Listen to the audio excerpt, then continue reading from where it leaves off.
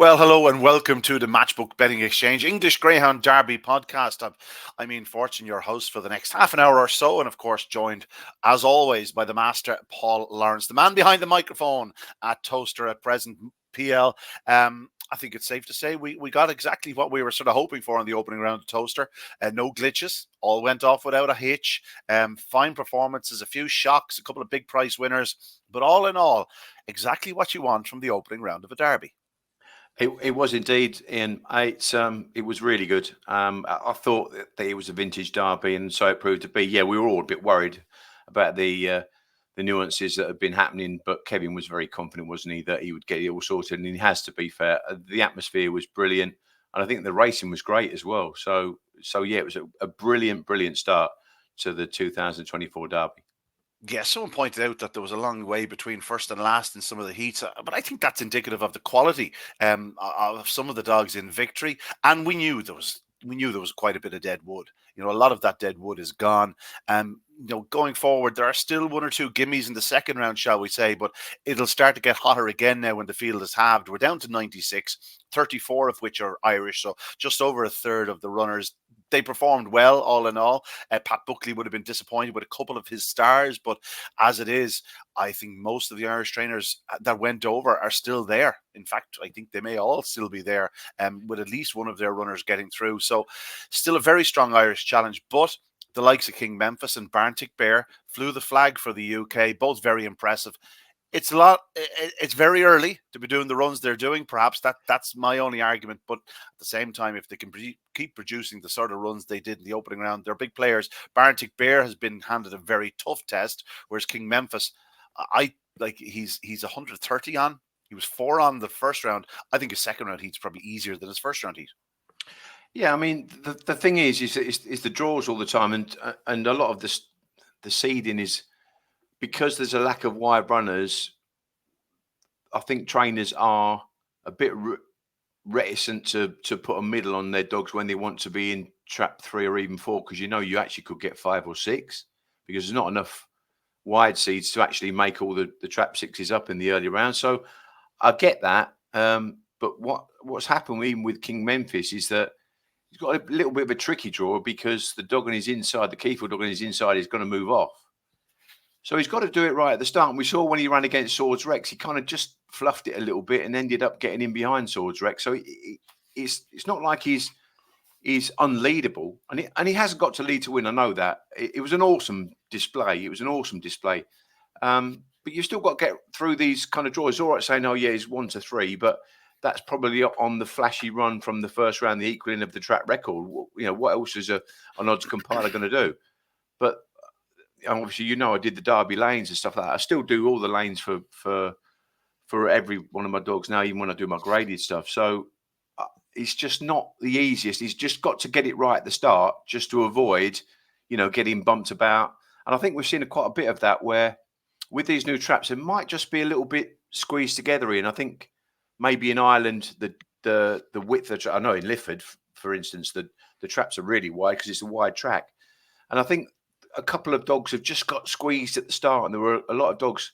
I mean, I'm still waiting for the head-ons. Spoke to JK actually yesterday about it. Yes, and so did I. It's a case of, they are supposed to be coming, but there was a corruption in the file or something. Yeah, that's right. So that's a little bit of a, I enjoyed doing the Derby lanes, and it's great to see the head-ons. And Clive asked me to do that a number of years ago, and I think it's a great tool. We've also been doing some clockings with a young lad as well, Tom Mumford. So that's interesting. It just gives you another tool for the Derby. Listen, I know you keep saying there's a lot of snow on top, but there's a big fire burning down below. Because I love the Derby. I think this Derby is a brilliant one. You want to get that scene? Right, enough of that. You spoke there. You said something. I just wanted to point it out about not seeding your dogs wide middles. It is worth noting. Fastest sectional I've ever seen at Toaster. 390 was done by Glengar Martha. She absolutely rocketed out of trap 6. There were a number of very impressive trap 6 winners. Boyle Sports Bob was so taking in the was it the first night? King Coombs, very impressive. Clonbrine Treaty, of course, very impressive.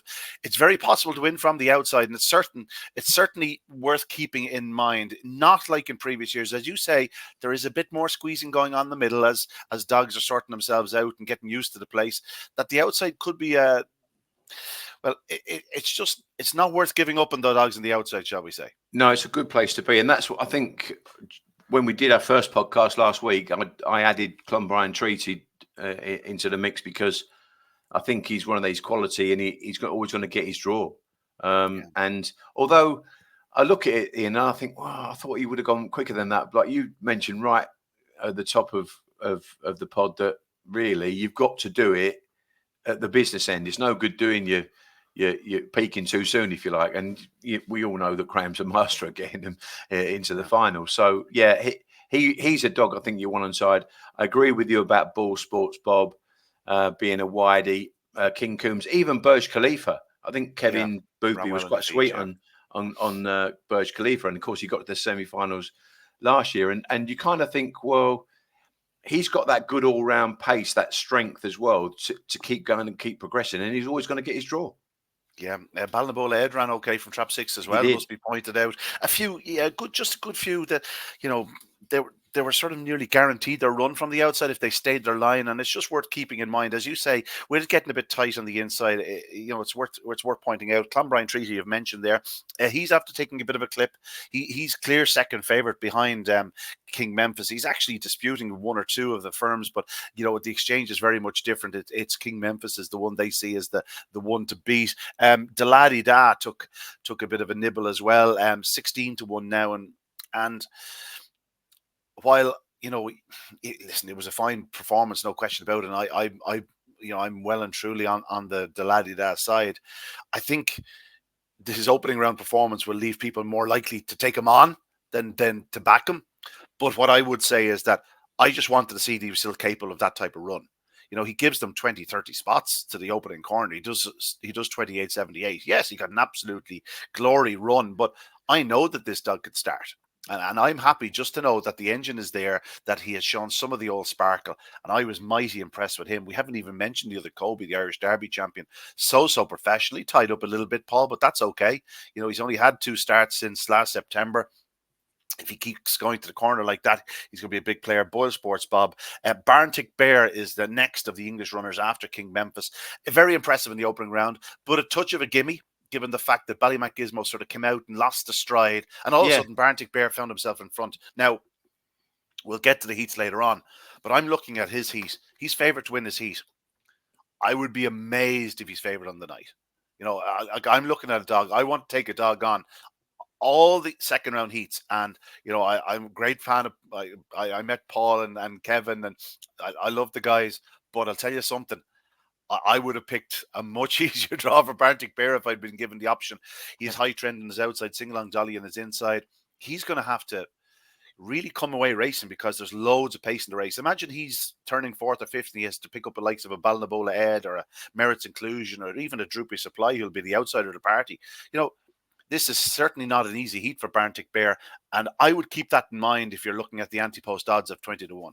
Yeah, that's fair enough. I mean, this is you've hit the nail on the head in that you have to analyse when these dogs do these runs. And by the way, Deladi Da did the best run home time, and you're right about Deladi Da. He got kicked round. To be fair, he got kicked round, but there's no denying that he's trained by a man that can train an English or an Irish Derby winner. And he's a good competition dog. So you don't win your Derby in the first round, but that run and that run home time told you that this dog is Derby class. So he can keep qualifying himself. He's got that wherewithal. He's an experienced dog as well. You're right. He didn't do it like a flashy run from the front. And again, he can get squeezed early up, etc., etc. But the run home time tells you that this dog is a monster. And, I keep saying to my pal was Paul Richardson, we call him Podge. He loves the Derby as well. And we talk about different stuff. And I say, yeah, Fortune said that. Yeah, Fortune said that. And he's saying that after the first round. I said, yeah, Fortune said that. So yeah, I always do like to listen to you, as you know. And it's great to get that kind of different opinion from someone that does know the dogs inside out. And I can watch the videos, that's fine. But you've seen them every single week, and you obviously do your Irish Focus every week, so you're on top of it. And a dog like Deladid, all right, we all know that. And that lot say, oh yeah, well, I'll take him on next time. He was lucky, but he's still got a massive engine. If he turned third in behind any dog, you'd still be worried because he's coming. A good judge turned to me yesterday. Now, I had put him on to the laddie da from a while back, and he said to me, he said, you know, the Churchfield dog, he ran a hell of a race to even qualify after the start, and missed and whatnot. He says, I'm backing him to reverse the form with the laddie da because he's going to edge inwards and give him a run on the outside. And I said, yeah, that's all well and good. I said, but that means you think he's going to lead King Capaldi. Like, that's no certainty. I think King Capaldi's a bigger threat to the laddie da in the heat, shall we say, than Churchfield Sid. But that's my view, and that's his view. And as I said, I believe that the laddie da is probably 6 lengths faster than both greyhounds. And that doesn't say an awful lot, because I think the laddie da is probably 4 or 5 lengths faster than most greyhounds. Just given the fact that you've seen the engine on the clock. Yeah. Like, imagine he takes a flying start. Like, I saw him come from behind. Exactly. As I said, drew his flight line and beat him in 27.97 in Shelburne Park. One of the great runs of all, or 27.78 was one of the great runs I've ever seen. And I just think he's just an exceptionally talented greyhound with a very, very, very, very big engine. So we'll see. Let's look through at the Antipost book. One man I'd say that was happy with his opening round efforts would be Paul Hennessy, PL. We spoke of Boyle Sports Bob. Obviously, you know, it doesn't take it didn't take an eagle-eyed sort of observer to say he was pretty impressive. Like, he comes from off the pace, he runs around the outside, he picks up fast greyhounds, he does a fast time. We know the engine's there. He's very much in the, I've said JT Jet mold, but you know, given the fact he's a wide seed and he's so powerful as his colouring and everything, but he's not quite as sharp in the early yards as JT Jet, but he's so fast. But I thought JT Etienne was in many ways one of the most impressive winners of the opening round. And we'll get to his price in the heats in a little while, but still at 40 to 1, 33 to 1, like there's, still plenty of value about him. And another one, JT Craze.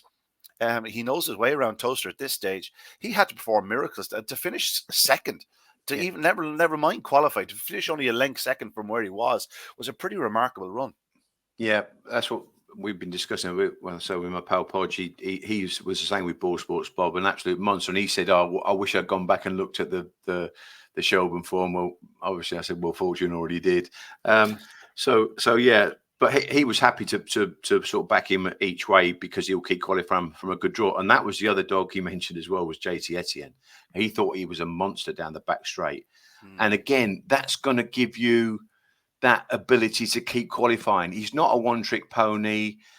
He's got a racing brain in him as well. And I think that from that maiden Derby run, Ian, to that first round Derby hit, that was a massive improvement in a dog's form. He's very inexperienced, really, and you can see him progressing deep into the Derby. And I think he's 34, probably with Matchbook, something like that. You wouldn't put anyone off betting him to win the Derby this year. Yeah, certainly not. I got it in the ear from Kevin Hennessy, not giving out to me or anything like that, but telling me, he said, like, what JT Etienne did the other night, he said this fella's a lightning starter. Like, that's what he says. He says he can absolutely rock to a corner. So if he does, he's going to be a big player. Anything else in the Antipost market there? Catching your eye, Superfast Gordon still around 33 to 1. You know, obviously I thought he had every chance the other evening, but then you realise it is King Combs picking him up, who's a bit of a monster. Ballymac Dapper is around 33 to 1. A few people have caught on to him. I thought he ran very well in the opening round. Obviously Romeo Steele, right turn Clive. He's after maintaining his inside seating. Perhaps a little fortuitously, but I think Ballymac Dapper can improve for the run. And King Capaldi, he didn't get off the front. We know how fast he is to the opening corner. He's still a player. Gate Time Nemo, the defending champions, there at 33 to 1. Crafty Shivu, just a little bit disappointing. You know, you wouldn't have expected her to be beaten when she was in front, you know. Fate Point Harvey, Merit Inclusion, Fate Point Shine. And there, PL, that catches your eye. Yeah, Crusher Shivu won, but she battled back, didn't she? Because beg your pardon. The Groucho's dog, he cramped, didn't he? But you're right. Ballymac Dapper caught my eye. Actually, a couple of Liam's. Ballymac Sennon is another one that I was really taken with. He's kind of clock to the third bend was really, really good. Ballymac Dapper, I thought, was unmerciful, and you could mark him up for a much faster time. I was licking my wounds there. I Me couldn't too. believe the prices. I thought Dapper had to be favoured over Romeo Steele, Yeah, and as was the only way Romeo Steele could beat him was get that 3 parts of length, the trap rise, and then just shuffle him out of the way about 3 yeah, or 4 times. Like even then, Dapper's only beaten a short head, and like another stride and he wins. yeah. He was crowded on the run up, and he flew into the third and run up the rear end of Romeo Steele as well. No, he was desperate. He was the moral winner. Obviously, you don't get paid out on moral winners, but Super Vast Gordon's another dog. Obviously, I put him into the mix. I think when he had that bad experience, didn't he? And then the next time he led and he got picked up by Undulation, which I was a bit surprised about because I think he's a strong enough dog in front. Maybe some of Pat's run really in and out, didn't they? I don't know whether they settled. I know that the Optic Chico dog, he didn't travel over very well apparently, but yeah, a lot of them have done really good runs, and a lot of them were a bit disappointed. Obviously, Ben Steady was disappointed, but again, that's probably mental thing, remembering the scars of that bad fall.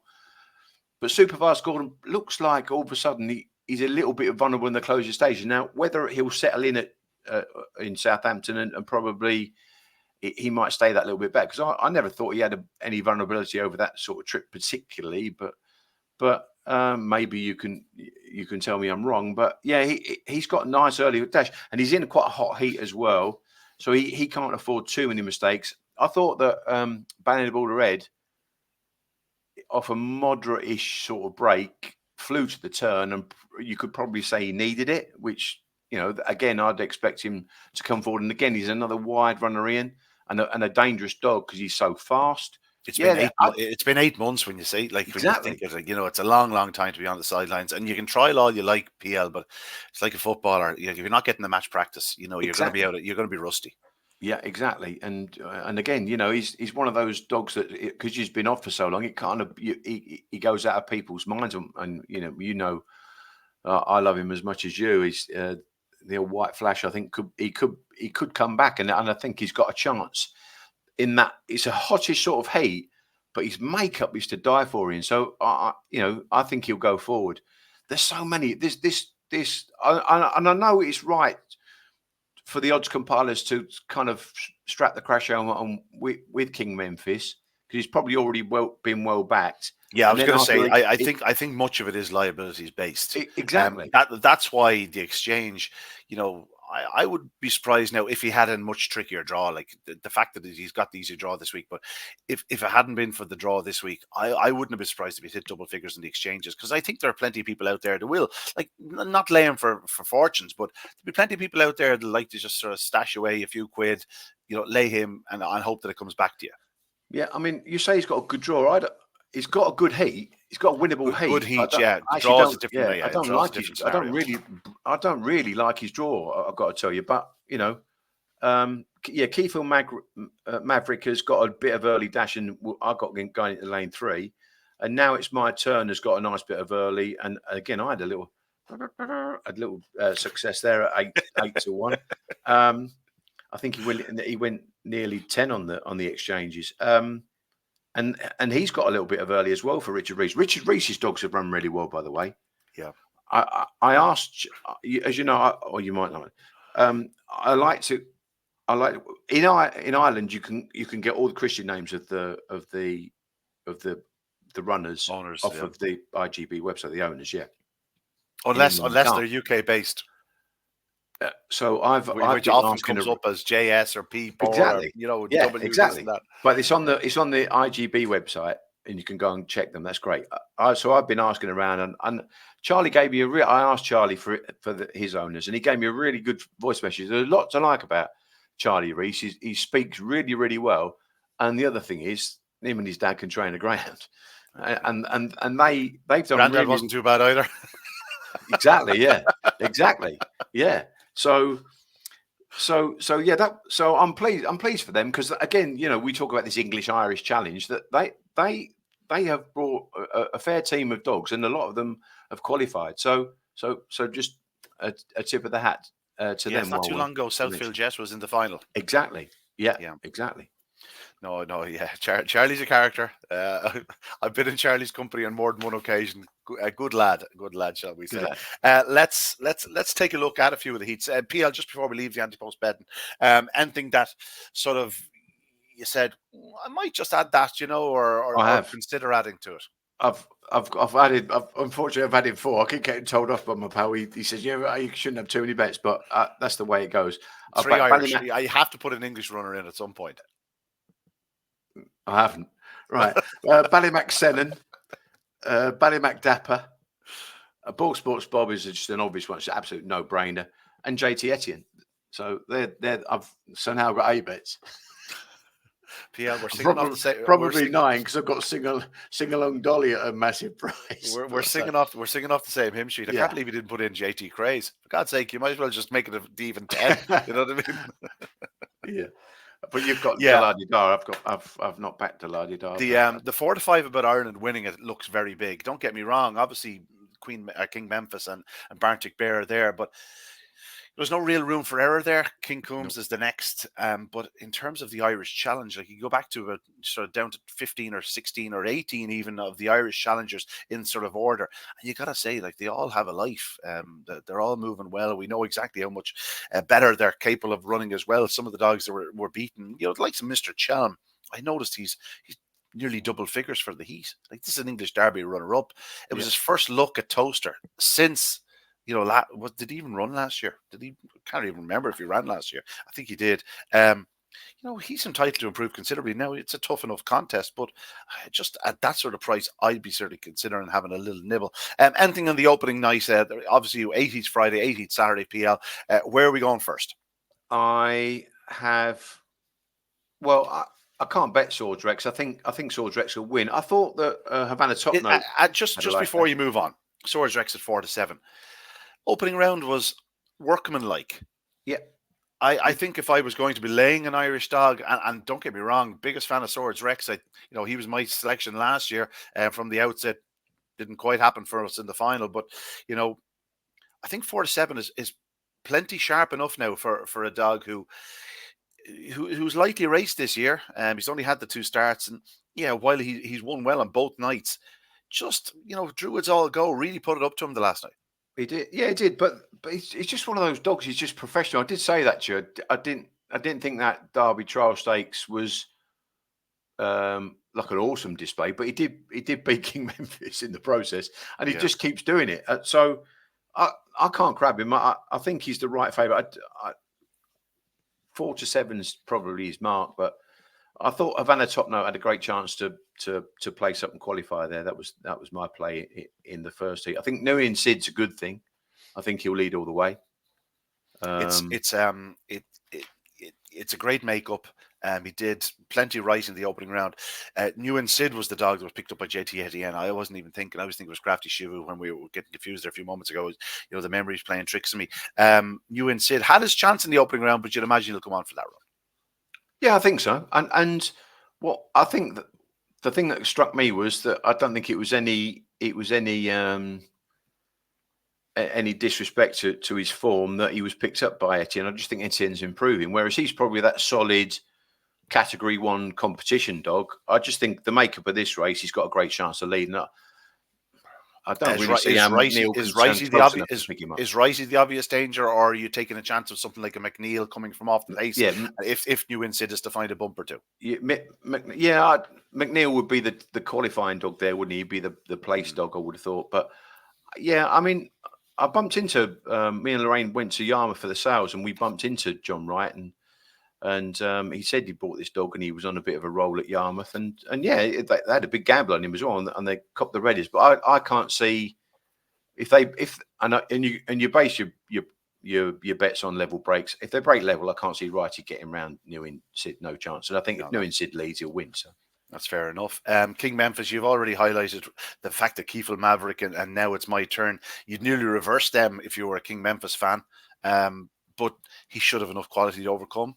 He should do. He just needs to start well, and then hopefully he'll just not get squeezed at the start. That's you're just looking at trap rise because if he leads, that'll be good enough. I thought Is there a prospect that the likes of Druids Algo or Burj Khalifa, if there is going to be squeezing on the inside, they could represent a bit of value? I'm not even mentioning Drupa's priority, but I think the opening round effort Druids Algo was so impressive in he the was feet. impressive. Burj Khalifa doesn't he look a model to make the frame again? I think so. Yeah, he looks like he's got a big chance to qualify. Yeah, from a good draw, because Drupa's priority is going to go sort of lane 3.5. So. Heat 4 is an absolute conundrum. This is one where if you do fancy something, you're going to be getting a decent price. It's 3-1 the field, and rightly so.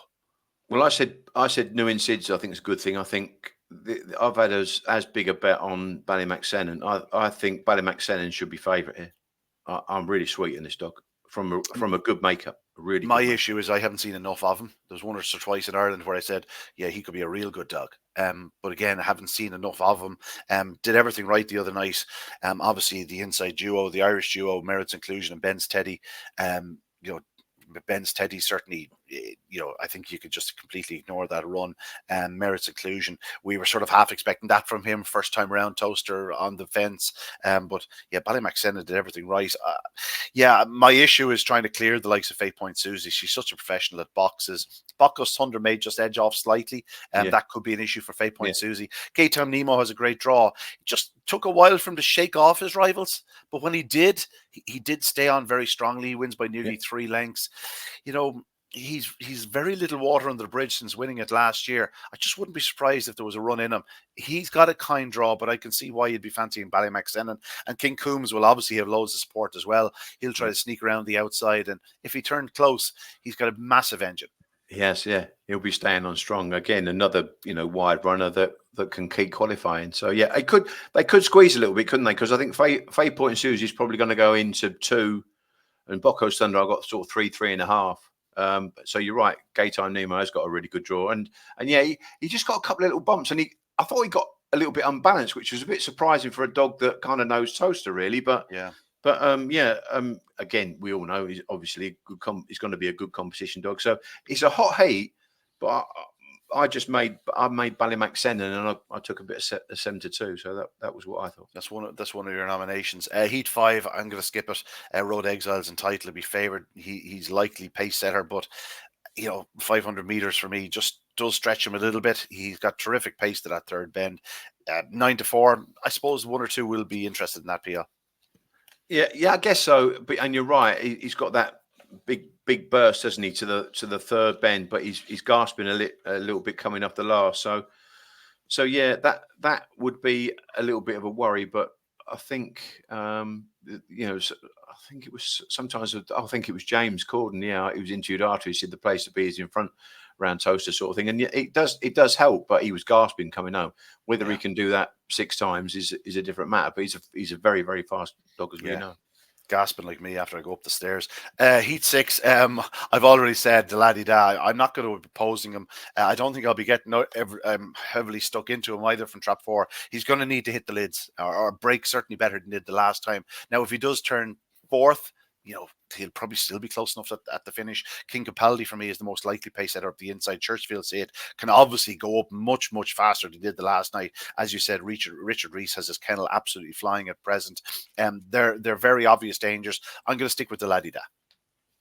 Yeah, you're right. I think there's improvements come from King Capaldi. He's probably got a decent makeup to lead off there. Droopy's Vivacity was a dog that I quite liked. Obviously, we've got a couple of dogs with Gemma Evans now, and that's his one and only dog. But he's a monster as well, coming off the third turn and staying. Churchfield says a dog I do like. He completely walked out and flew, but I noticed he's going across into the middle, sort of halfway from the run up. He's already going across, so he needs to be clear. So you can't keep fluffing his start. That's what I'm trying to say, really. No, he certainly can't. But again, you're right. He's quick enough to be up there prominent, but whether he'll clear Capaldi or not is a different matter. But the makeup looks okay for Delardi just to get a decent pitch and turn. Strong Irish representation in Heat 7 and Heat 8. JT Etienne, we've both spoken about. At the prices, I think I'd be backing him in Heat 7. Clonbrine Treaty is a worthy favourite at 11 to 10 from an ideal draw. But as we saw from Clonbrine Treaty, he's not a flying starter, but he does have terrific early speed. To do a 4:08 off the start he made is very Yeah. impressive. He's a big danger, but I'm going to go take a chance at JT Etienne.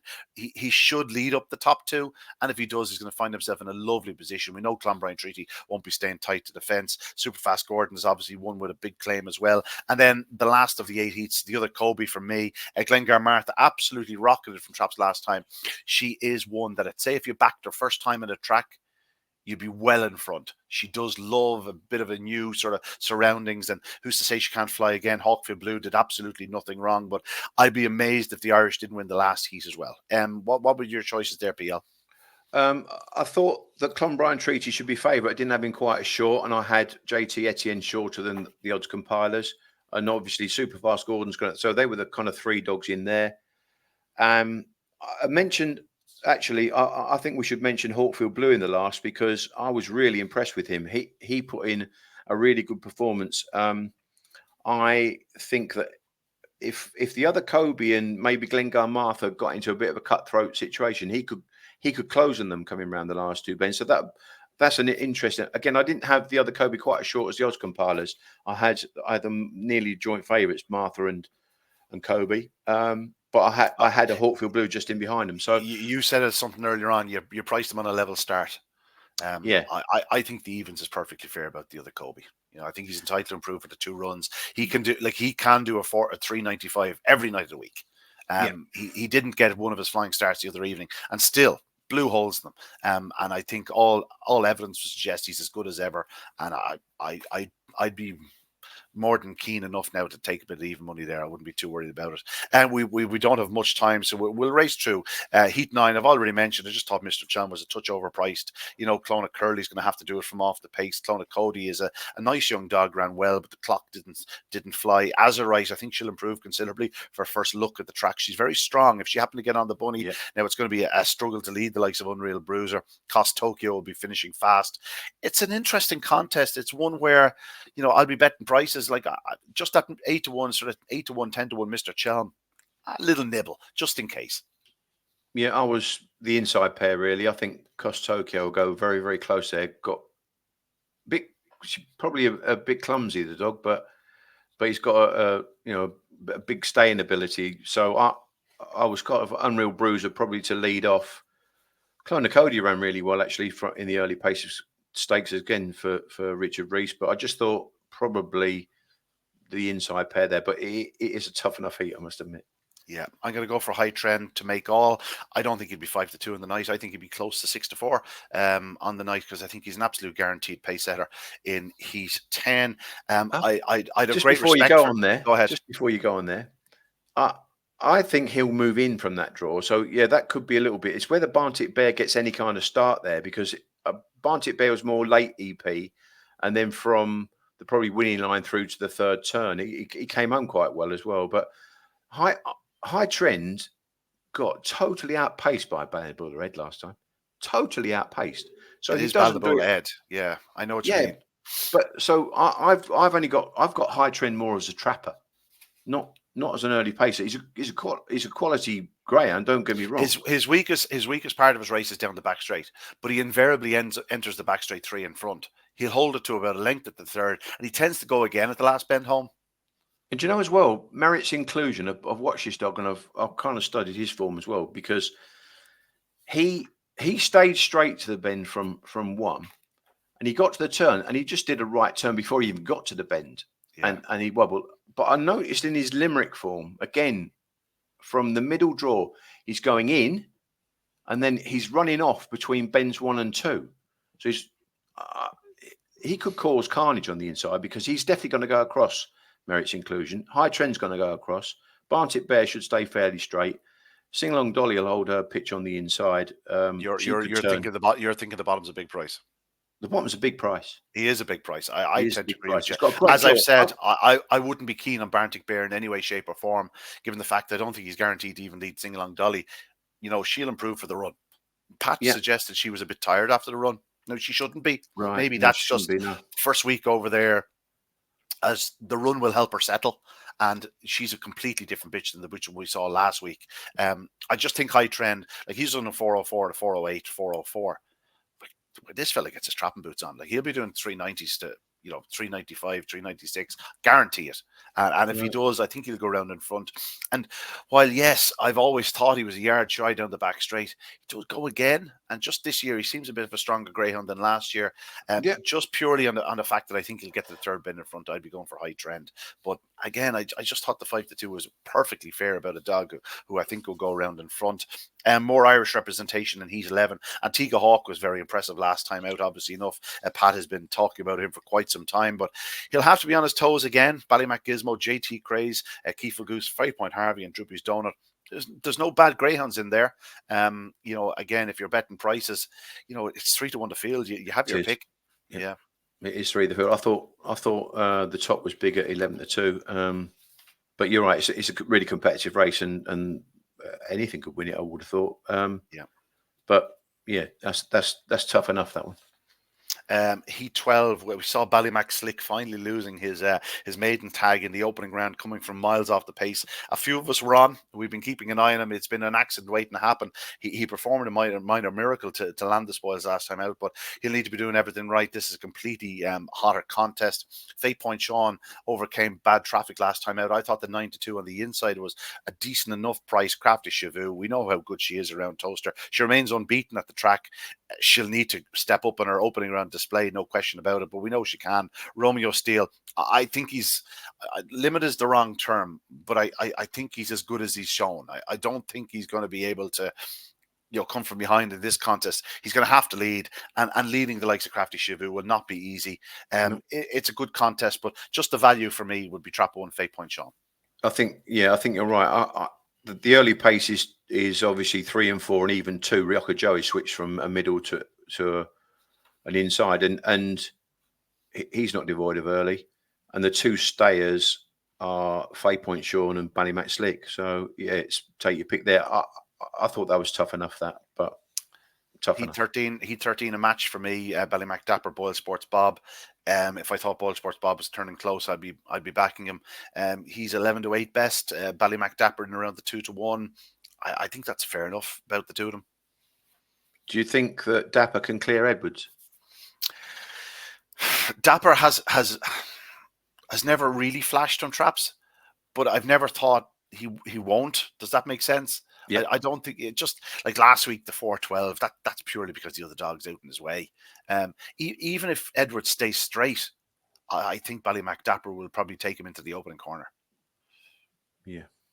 Okay. I think the issue last week was just that he just didn't get the run in the first 15, 20 strides, because he is showing pace into the corner. He has loads of pace into the bend. It's just a case of, being allowed to get into full stride. Edwards, if he it's down as quick away rails, hard to dispute that. Obviously, he's in trap 3. What'll he do from trap 1?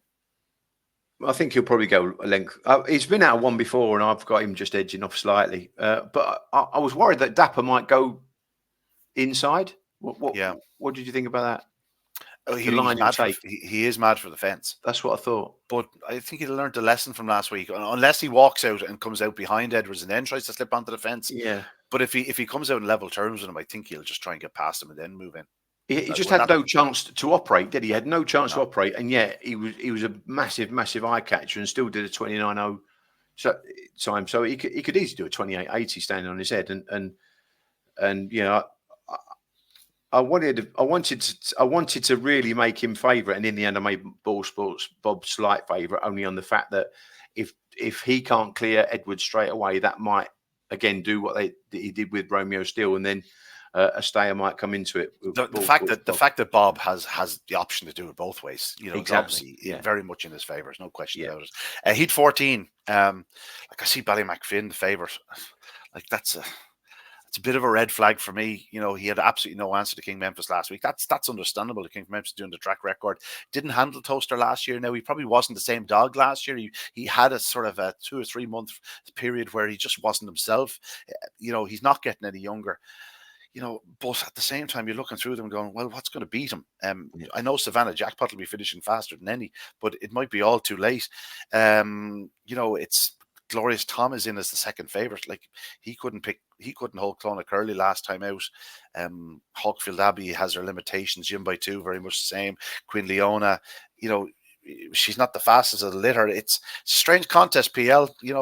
Ballymacfin, if I thought he was at his very best, 2-1 would look huge, and yet I'm looking at 2-1 going, I've no interest. Well, I've had a little small bet at 2-1. I have already, because I think his class could take it through. I thought he ran really well, actually. I keep looking at Jim by two, Ian. I keep seeing this dog in Ireland having sort of flashes of ability. I cannot work the dog out, what sort of a dog he is at the moment. I keep thinking he has got a bit of pace. But yeah, I think there's definitely ability. Brendan's not travelling for the good of his health and all that, but yeah, he's going to need to be doing things right anyway. 10-1, you can take your chance. It's not going to cost you an awful lot to find out. No. We'll move on. Heat 12. This is another very competitive heat. Groucho's Duke did catch the eye, but it was alarming how much he faded. Now, he does stay a lot better than that, PL. I can promise you that. He's got 28-20 runs around Shelford Park in his car. That would suggest he'll stay a bit better. He has loads of early speed, loads of pace down the back straight. If he trapped on terms, I thought he'd be the pace setter here. But again, will he get home? He's 5-1 to find out. I think I'm happy enough with that.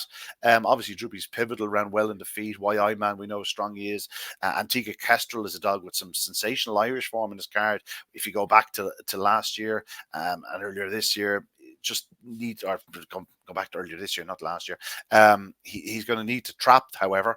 And on the outside, you have New in Port capable of running well. He ran okay behind Fate Point Susie, and then Wasted Monday. Never really produced the best form from Hove yet around Toaster, but still sort of waiting on it. Yeah, it's a tricky enough race. You're right about Groucho's Duke. I do believe he cramped. He put up a massive run to run Karate Shavu, through much of the contest. Again, a switching trap from 4-1. How he handled that, I think he'll be all right from the inside. Droopy's Pivotal was a dog I really like. Maxine's dogs are running really well, by the way. She's done really well with a strong team this year. And I did back Pivotal, and I couldn't catch my breath when Hawkfield Blue came out, and he missed it, because I just thought that Pivotal had started to learn how to trap. I'd seen that he'd been missing his break of flying up, but again, they've taken the middle off him, put him an inside seed, and he's got 4, which I think will be all right for him. But it's the how will he start? Because if he doesn't start, he's going to struggle then to try and be getting around Groucho's Duke for much of the contest. I made 4 favourite. Whether I want to back him or not at 9-4 is a different matter. So, all in all, I thought that was tricky enough, that heat. The only thing I'm going to say for certain about the heat is I don't think Groucho's Duke will be 5-1 in the night. Yeah. I think, given the fact that he's the most likely pace setter, we'll see him sort of. I'm not saying half in price, but I certainly wouldn't surprise me if he's only 3-1, 7-2 on the night. That's the way I look at it. And then the last of the 16 heats, and I don't mean to be mean or anything, but it's probably the weakest of the 16 heats. Possibly, I think so. Cochise is obviously a dog with Derby final form in his card, but the rest are just sort of much of muchness, really.